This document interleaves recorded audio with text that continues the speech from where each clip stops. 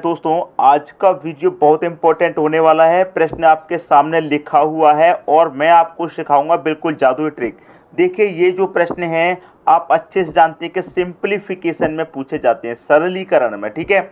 और आज मैं आपको ऐसी ट्रिक बता रहा हूं कि मात्र 2 सेकंड में इन प्रश्नों का आंसर आएगा, मात्र 2 सेकंड में। अब 2 सेकंड कोई ज़्यादा तो होते नहीं है, तो मैं आपको क्या सिखाने वाला हूं आज, जादुई ट्रिक। मैंने अभी तक जितनी भी ट्रिक सिखाई हैं सभी जादुई ट्रिक होती हैं, कम समय में आंसर देखते ही प्रश्न को खत्म करने वाली ट्रिक। अब देखिए, इस प्रश्न को कैसे खत्म कर देंगे आप, मैं आपको बता देता हूं। इस प्रश्न को आप कैसे खत्म कर देंगे, देखिए सबसे पहले तो मैं आपको ट्रिक सिखाऊं। जैसे मेरे पास बट्टे में 2 है, 6 है, 12 है, 20 है और 30 है। ऊपर मेरा क्या है, 1 1 है। देखिए ध्यान रखना, मैं जो बातें बता रहा हूं, ऊपर मेरा कॉमन 1 दिया गया है, ठीक है। और बटे में जो संख्या में उनका क्या करूं, फैक्टर करूं, गुणनखंड करूं। जैसे कि इसका गुणनखंड क्या होगा, 1 गुने 2 हो जाएगा इसका गुणनखंड, ठीक है। इसका क्या हो जाएगा, 2 गुने 3 हो जाएगा, ठीक है। इसका क्या हो जाएगा, 3 गुने 4, 12 का 3 गुने 4, 20 का 4 गुने 5, ठीक है। और 30 का हो जाएगा 5 गुने 6। ये इसके गुणनखंड हो गए ना। अब मैंने जो गुणनखंड किए हैं वो कैसे गुणनखंड है, वो गुणनखंड है सह अभाज्य। कैसे हैं, सह अभाज्य। सह अभाज्य वो होते हैं जिन गुणनखंड के बीच का अंतर 1 आता है। जैसे मैं 1 और 2 का बीच का अंतर 1 आएगा, 2 और 3 का अंतर भी 1 आएगा, 3 और 4 का अंतर भी 1 आएगा, 4 और 5 का अंतर भी 1 आएगा, 5 और 6 का अंतर भी 1 आएगा। आएगी बात समझ में भाई। मैंने जो गुणनखंड किए वो कैसे किए, सह अभाज्य।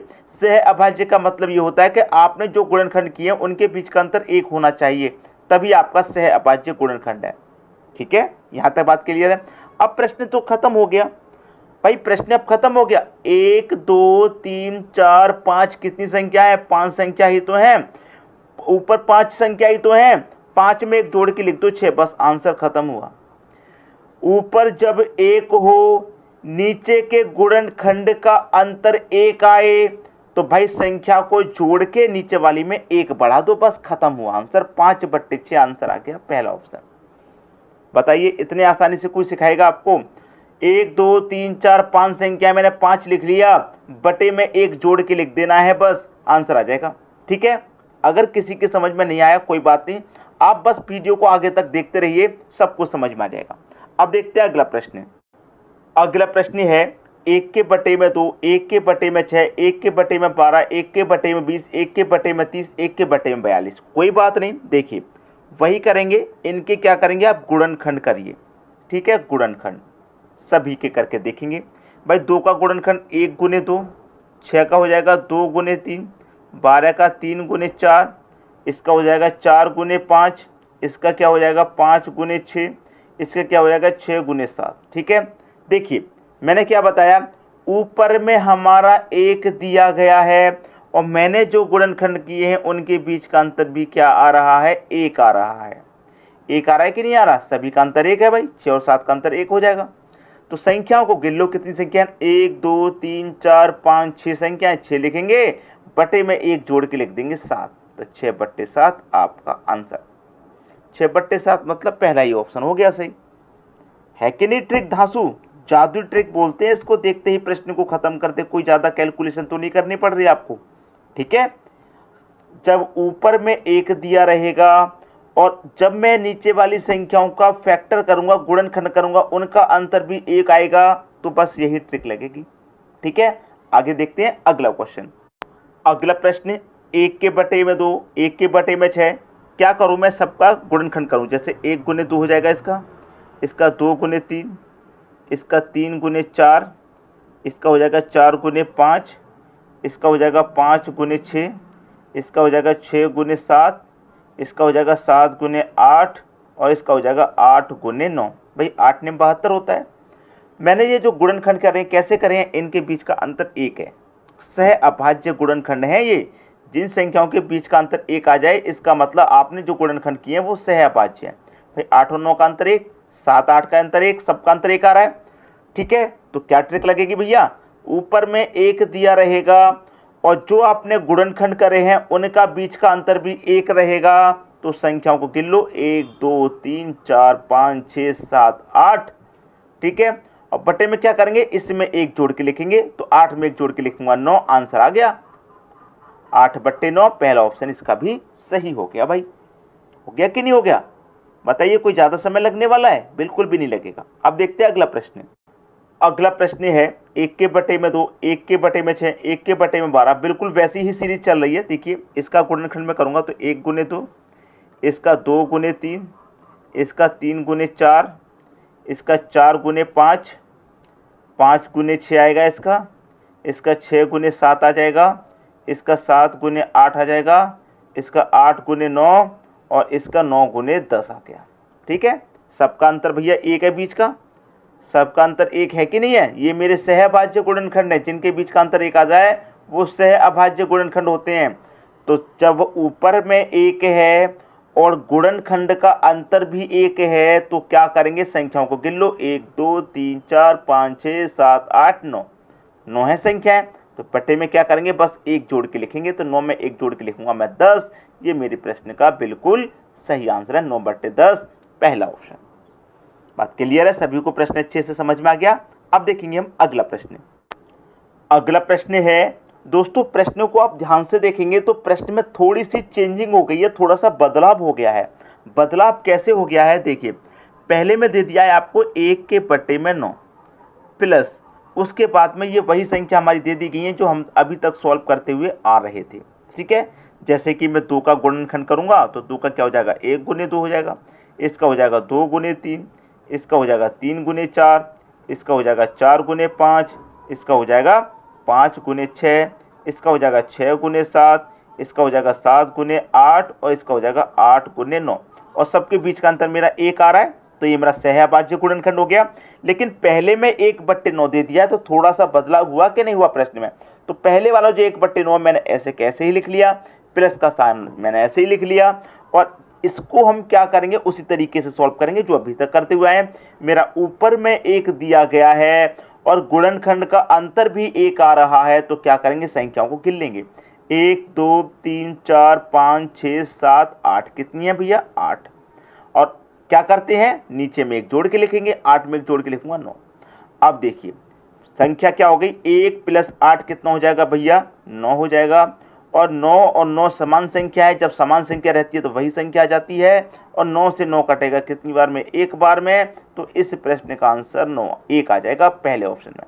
बहुत सारे बच्चों ने अगर जल्दी जल्दी में 9/10 कर दिया हो तो गलत है, प्रश्न को पहले समझिए तो सही। 1/9 एक अलग से दे रखा है, इसको हमने वैसे ही सॉल्व कर लिया जैसे अभी तक सॉल्व करते आए हैं। ठीक है, तो 1/9 है और इसको सॉल्व किया हमने तो 8/9 आ गया। 8/9 आने के बाद 1 में 8 जोड़ेंगे 9, और 20 समान है 9 है तो वही आ जाएगा, 9 से 9 एक बार में कट गया। ठीक है दोस्तों, बात सभी की समझ में आ गई। अब देखेंगे हम अगला प्रश्न। अगला प्रश्न है, ये प्रश्न भी वैसा ही है जो हमने अभी अभी किया, क्योंकि इसमें 1/11 पहले ही दे दिया गया और बाकी की संख्या मेरी वैसी ही चल रही है जो मैं अभी तक करता हुआ हूं। जैसे इसका गुणनखंड करूं 1 × 2, इसका करूं 2 × 3, ऐसे आएगा। इसका करूं तो 3 × 4, इसका करूं 4 × 5, इसका करूं 5 × 6, इसका करूं 6 × 7, इसका करूं 7 × 8, इसका करूं 8 × 9, इसका करूं 9 × 10 और इसका करूं 10 × 11।